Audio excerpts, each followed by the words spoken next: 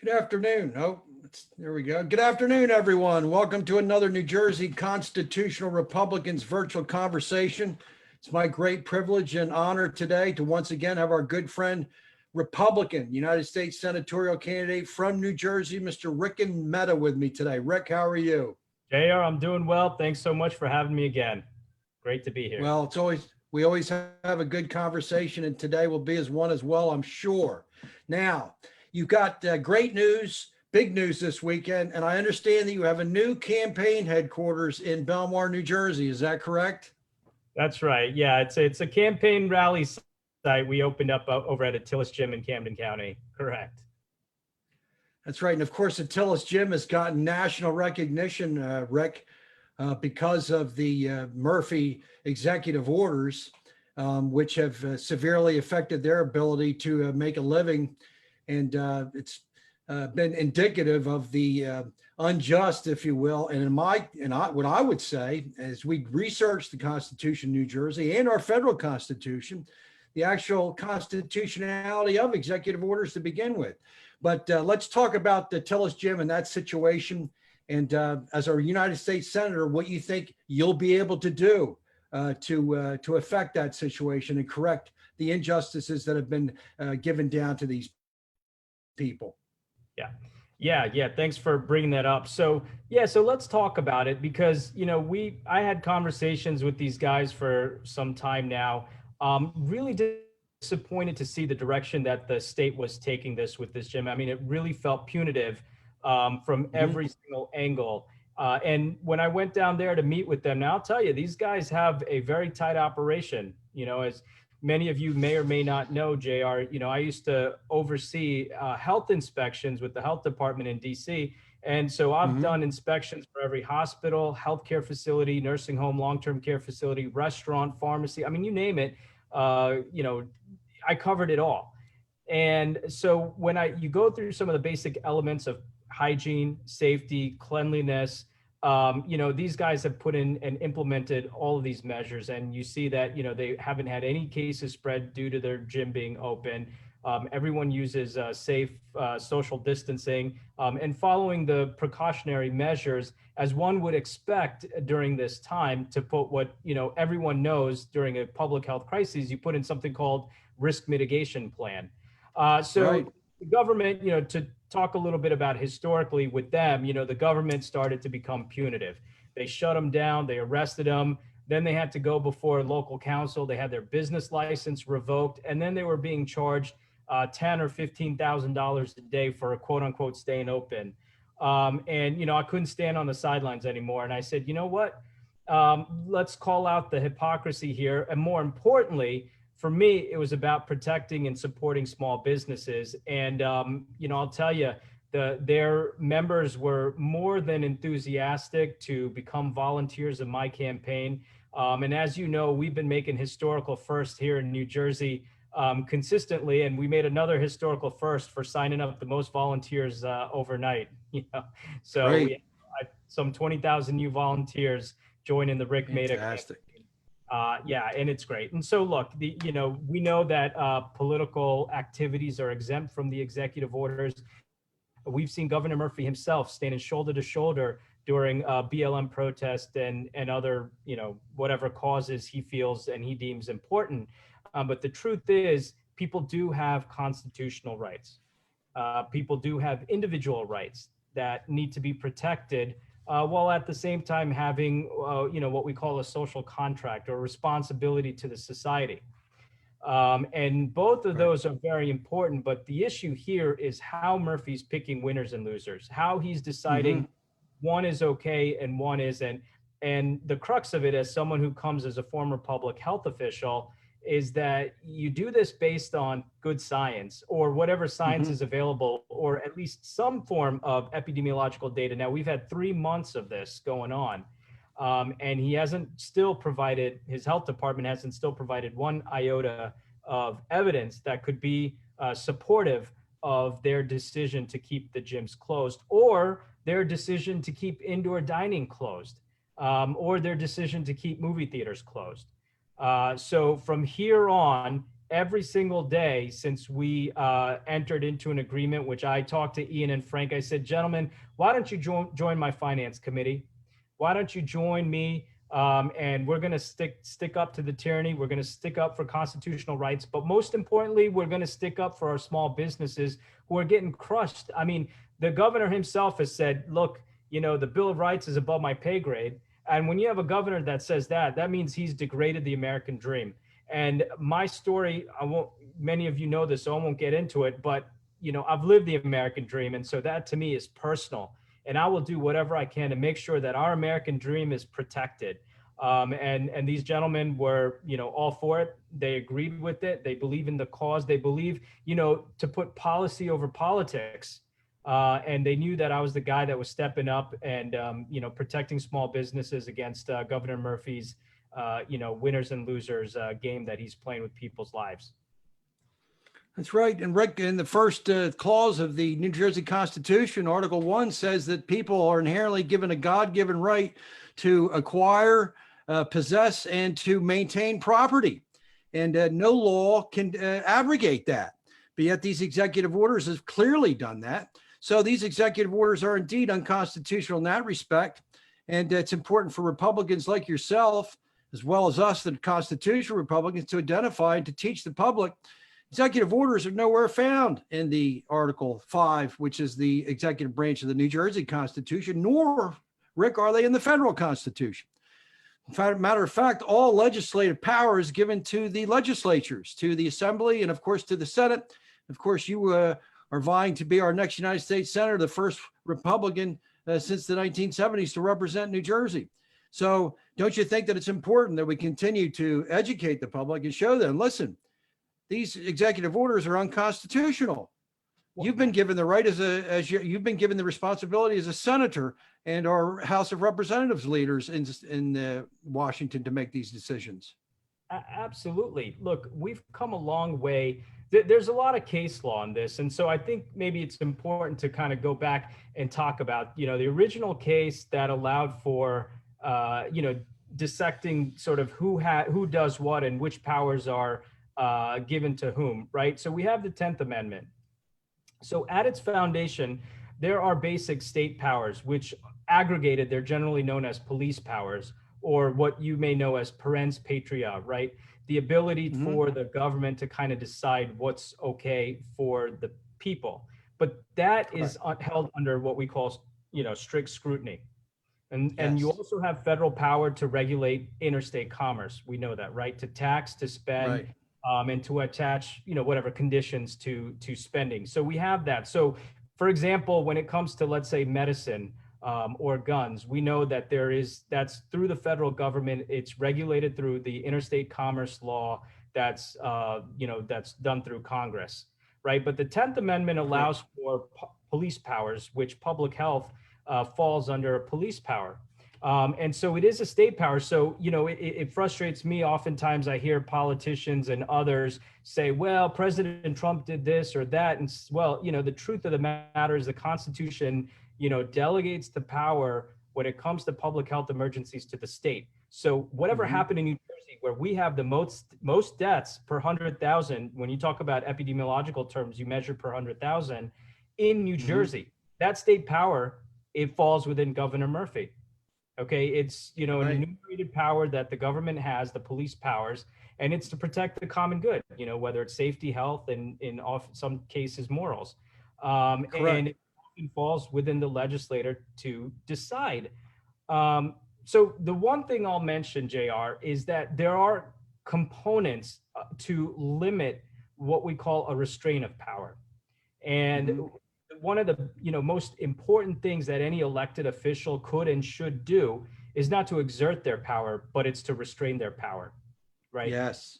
Allow that power to be given to the individuals. Now, in certain cases, like a pandemic, it's understandable that you may put certain measures in place to protect, a common good, right? And as everyone has a social contract. But when it comes into imposing, imposing on your individual rights and impinging on the Constitution, there are certain elements that the case law has outlined that requires, a strict scrutiny to meet. And the first is that there's a necessity, right? And that necessity means that your decisions are not arbitrary or unreasonable, and it's not going beyond what is required, right? The other Right. step, and this is a four-pronged test, the other step is that once you establish necessity, you also have to have a reasonable means to implement it, right? It has to be tailored to the problem. And importantly, to your point, there are property rights involved, right? So you can't necessarily impede on people's property rights. Individual rights, maybe, in terms of personal liberty for, quashing a particular problem, but not property rights.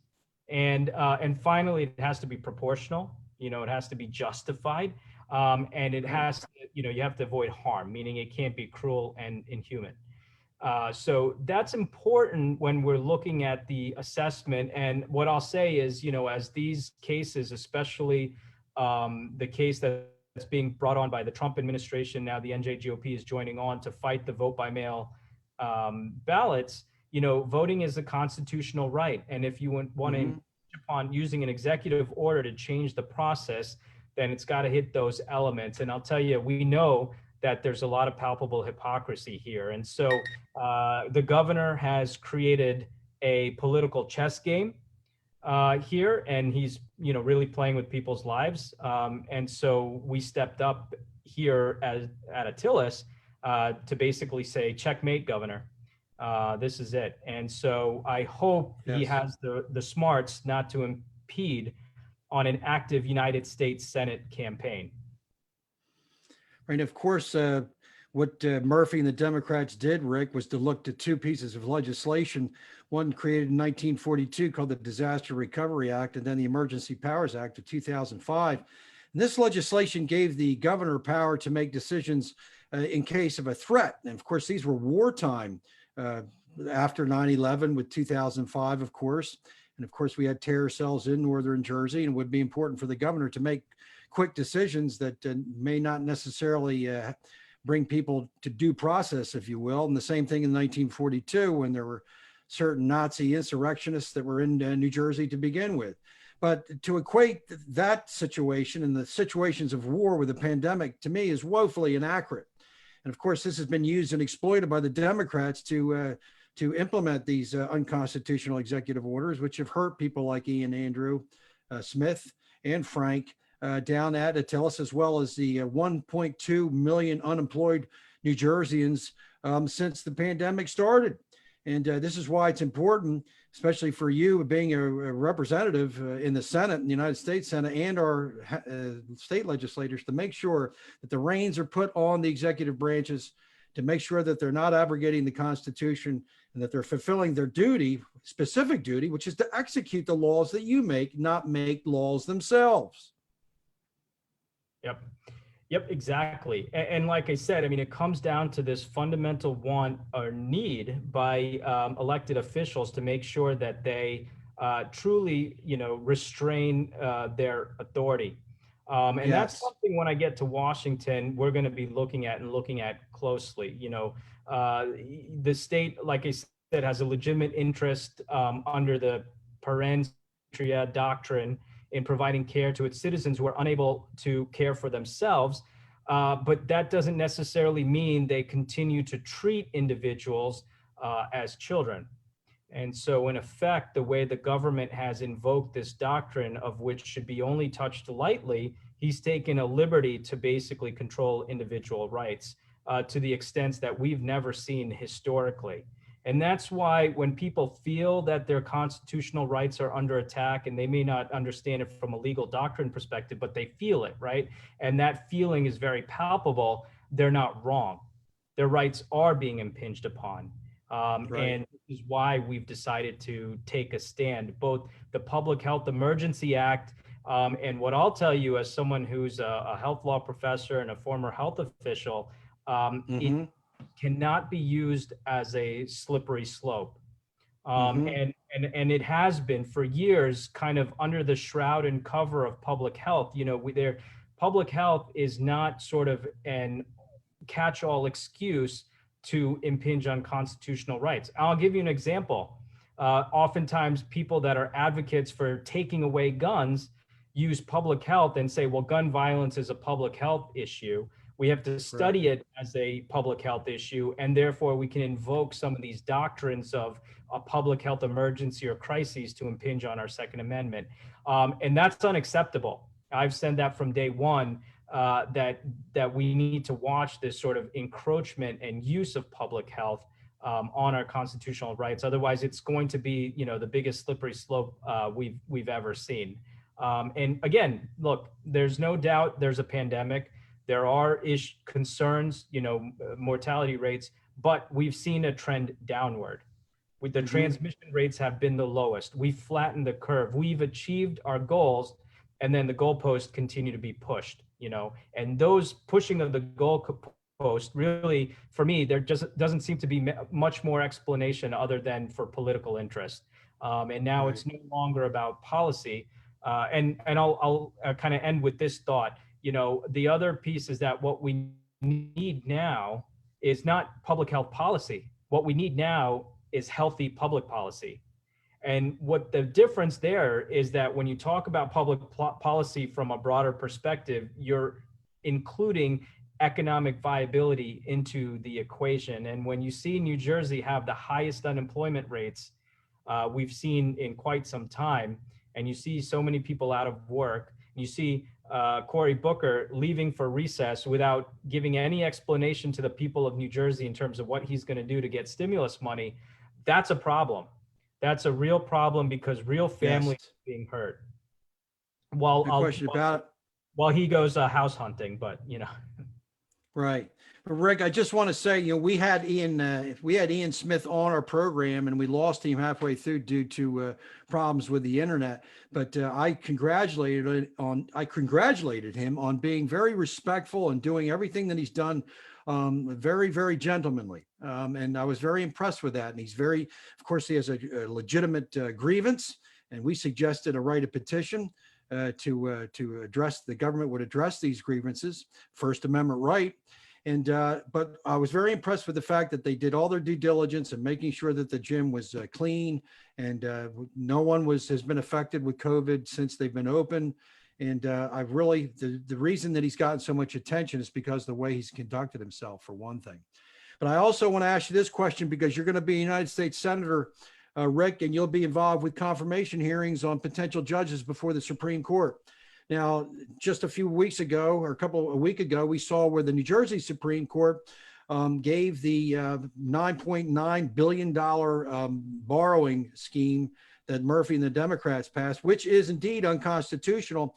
And rather than use judicial review, the court, rather than use our great first justice, John Marshall's ideas of judicial review, which of course we learned from Marbury versus Madison from the very beginning, they have implemented what John Roberts and the current Supreme Court has done, which is called judicial restraint, which means they're basically kicking the can, or they're kicking the responsibility away from them, as looking at law in light of the Constitution, and giving deferential to the legislative branch or to the executive branch. And this is an example, Rick, of how broken our government is, and how the structure of our government is. Now, what is going to be your philosophy? What will be your litmus test in appointing or confirming a potential Supreme Court judge?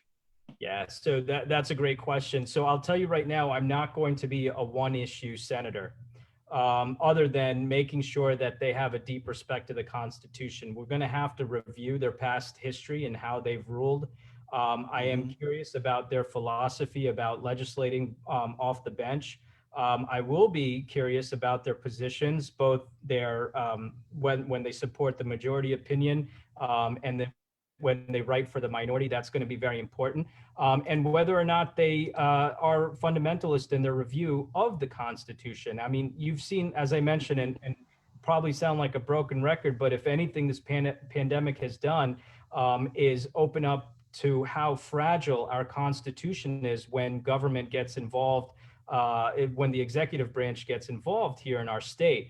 And it's going to be very important for me that when we look at, like I said, emergency use, public health authorities, and other things that has the possibility to impinge not just on constitutional rights, but individual liberties and rights, that it's not taken lightly. And that's going to be, I think, critical when we start to look at who who's going to represent us on the Supreme Court.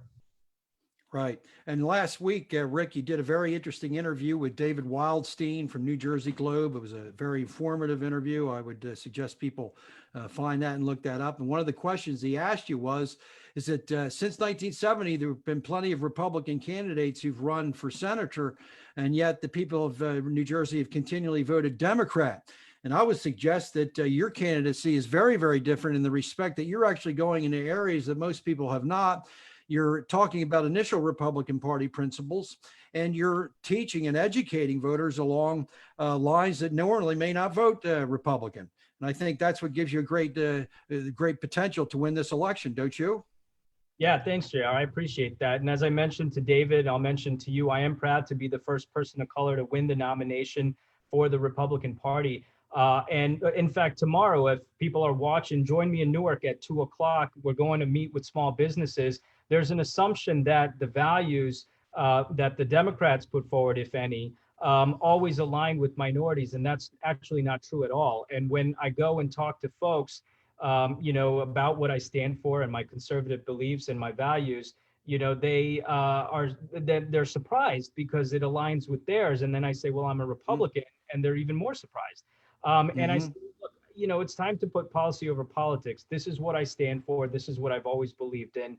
And a lot of them truly are starting to become more informed in why they vote and how they vote and what they believe in. And that's why you see so many Democrats, especially among the minority constituents, switching their party to Republicans or voting Republicans. And, I say, well, look, are you looking for someone who's fiscally conservative, that want to create opportunities?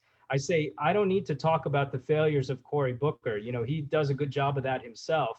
But, I'm not going to sit here and talk about how he led Newark into poverty, where you still have 30% poverty rates, or that there's still a public health lead water crisis going on where he still hasn't owned up and taken responsibility. Or that we have failed school systems in our inner cities. And one of the number one determinants of good public health is what zip code you live in. And yet the educational systems trap kids in their schools in their zip codes. So I don't understand the disconnect when you want kids to have healthy outcomes, and yet at the same time, you don't want them to have a school choice. So that doesn't make sense. And when you talk about that and talk about the opportunities that they could achieve, you talk about lower government, less taxes. One of the proudest moments for many minorities, and I'll say, immigrants that come here through the legal process, like my father, is the ability to buy a house. And in New Jersey, it's absolutely unaffordable. And that's why, my tagline is to make New Jersey a place to live, not leave. And I will always be a broken record because I truly believe in that.